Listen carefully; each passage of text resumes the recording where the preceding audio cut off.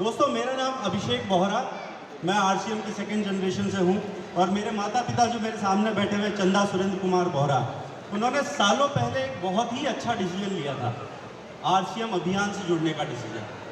और इस एक डिसीजन की वजह से उन्होंने अपने और अपने बच्चों के जीवन को बहुत ही सुंदर बना दिया, बहुत ही खुशहाल बना दिया।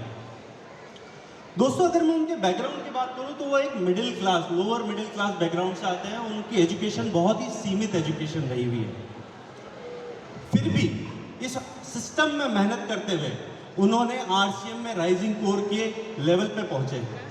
और हमारे सामने आज ऐसे सैकड़ों बहुत सारे उदाहरण हैं जहां पे एक कम पढ़ा लिखा आदमी, एक मेहनत मजदूरी करने वाला आदमी और एक मजबूर आदमी जो इस अभियान से जुड़ा है और उसने आरसीएम के अंदर बहुत बड़ी बड़ी ऊंचाइयां प्राप्त की हुई है, वो सारे लोग, बहुत सारे लोग हमारे सामने बैठे हुए हैं आज की डेट में। दोस्तों, हम बहुत सारे मंचों से ऐसे बहुत सारे उदाहरणों को बहुत जोर शोर से सेलिब्रेट करते हैं और ये मैसेज देना चाहते हैं कि आरसीएम में सक्सेस के लिए शिक्षा जरूरी नहीं है। यहाँ पे आदमी सिर्फ मेहनत करने वाला चाहिए, उसे इस सिस्टम में विश्वास होना चाहिए और वो इस सिस्टम में बड़ी बड़ी ऊंचाइयां प्राप्त कर सकता है। दोस्तों, पर इसी के साथ में बहुत सारी गलत धारणाएं भी बन जाती है। बहुत सारे यंगस्टर्स, वेल टू डू लोग जो आज जीवन में अच्छा कर रहे हैं, उन्हें लगता है कि मुझे आरसीएम करने की क्या जरूरत है, मैं तो आज भी अच्छा कर रहा हूँ। दोस्तों, इसी मिथ को तोड़ने के लिए मैं आज आपके सामने खड़ा हुआ हूँ। अगर मैं अपने एजुकेशन बैकग्राउंड की बात करूं तो मैं एक इंजीनियर हूं और उसके बाद में मैंने एमबीए किया फाइनेंस के अंदर। और अपने 13 साल के करियर के अंदर, कॉर्पोरेट करियर के अंदर, बड़ी बड़ी एमएनसीज, फाइनेंशियल फर्म्स के साथ में काम किया है, जैसे city bank, ICICI securities, S&P global.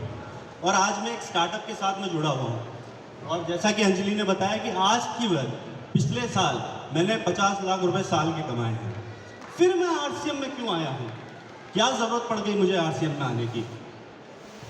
दोस्तों, पैसा मैंने बहुत कमाया है, जीवन में मेरे सारी सुख सुविधाएं हैं, बट जब भी मैं रात को सोता हूं तो मुझे एक क्वेश्चन हमेशा परेशान करता रहता है, वो है कि ये कब तक चलेगा।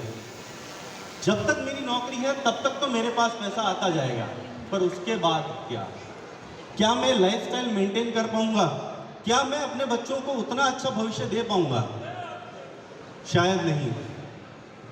लेकिन इस परेशानी से जूझते हुए मैं बहुत सारे सॉल्यूशन ढूंढ रहा था, पर अपने आसपास में नहीं देख रहा था। पर जब मैं घर पे रहा 4 साल कोविड के समय, तो मैंने अपने माता पिता को देखा, अपने मामा मुकेश कोठारी जी को देखा और मुझे लगा कि मैं तो इधर उधर बेकार में घूम रहा हूँ। असली जीवन तो यहाँ जिया जा रहा है जहाँ पे आर्थिक आज़ादी है, यहाँ पे इतनी खुशहाली है। आदमी मेहनत कर रहा है, पर वो इसलिए कर रहा है क्योंकि उससे उसे खुशी मिल रही है। दोस्तों, इसी सोच के साथ में मैं आरसीएम के साथ में जुड़ा हूं। और इसके अलावा एक और बहुत बड़ा कारण है कि पहले मुझे लगता था कि मैं तो बहुत पढ़ा लिखा आदमी हूं, मैं कहां पे ये काम करूंगा, कहां मैं लोगों को कन्विंस करूंगा कि चलो आरसीएम करते हैं। क्यों? क्योंकि दिमाग में गलत धारणा बन गई थी अपनी पिताजी की दी हुई एजुकेशन की वजह से, आरसीएम के पैसे से कमाई हुई एजुकेशन की वजह से मेरे दिमाग में एक फितूर आ गया था कि मैं तो बहुत बेहतर हूं लोगों से, मुझे ये काम करने की जरूरत नहीं है। या एक मन में था कि मैं ये सब क्यों करूं।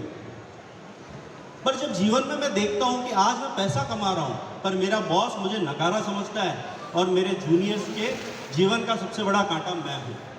पर जब मैं आरसीएम में देखता हूं तो यहाँ पे अपलाइन सभी लोगों के लिए देवता है और डाउन लाइन सभी लीडर्स के लिए लाइफ लाइन है। दोस्तों, ऐसा सिस्टम आपको कहीं नहीं मिलेगा जहाँ पे हर एक आदमी आपकी सक्सेस में इन्वेस्टेड है, आपको बढ़ते हुए देखना चाहता है, आपको कमाते हुए देखना चाहता है। वो आपको केवल आरसीएम में ही मिलेगा। और दोस्तों, वो ये कल का आरसीएम नहीं रहा है। आज हमारे पास में प्रोडक्ट्स हैं, हेल्थ प्रोडक्ट्स। हर आदमी ये समझा सकता है कि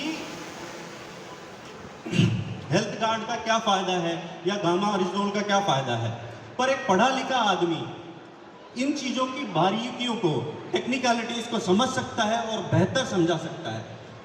और इसी विश्वास के साथ मैं इस आरसीएम के मैदान में मैं कूदा हूं कि मैं अपनी पढ़ाई का इस्तेमाल करूंगा, अपने विवेक का इस्तेमाल करूंगा और आरसीएम में बड़ी बड़ी ऊंचाइयां प्राप्त करूंगा। इसी के साथ मैं अपनी बात